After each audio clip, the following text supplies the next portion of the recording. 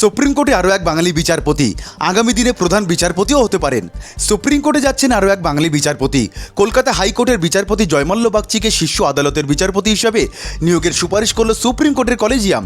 প্রধান বিচারপতি সঞ্জীব খান্নার নেতৃত্বে সুপ্রিম কোর্টের কলেজিয়াম তার নিয়োগের শিলমোহর দিয়েছে।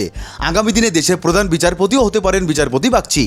সুপ্রিম কোর্টে রয়েছেন বাঙালি বিচারপতি দীপঙ্কর দত্ত। এবার বিচারপতি বাগচিও সুপ্রিম কোর্টের বিচারপতি হিসাবে মনোনীত হলেন। কলেজিয়াম জানিয়েছেন 2031 সালে 26শে মে সুপ্রিম কোর্টের প্রধান বিচারপতি হবেন বিচারপতি বাগচি। 2013 সালে 18ই জুলাই আলতামাস কবির শীর্ষ আদালতের প্রধান বিচারপতি পদ থেকে অবসর নিয়েছিলেন। তারপর থেকে কলকাতা হাইকোর্টের কোনো বিচারপতি সুপ্রিম কোর্টের প্রধান বিচারপতি হননি। সবকিছু হিসাব মতো ঘটলে 6 বছর পরেই দেশের প্রধান বিচারপতি হবেন বিচারপতি বাগচি।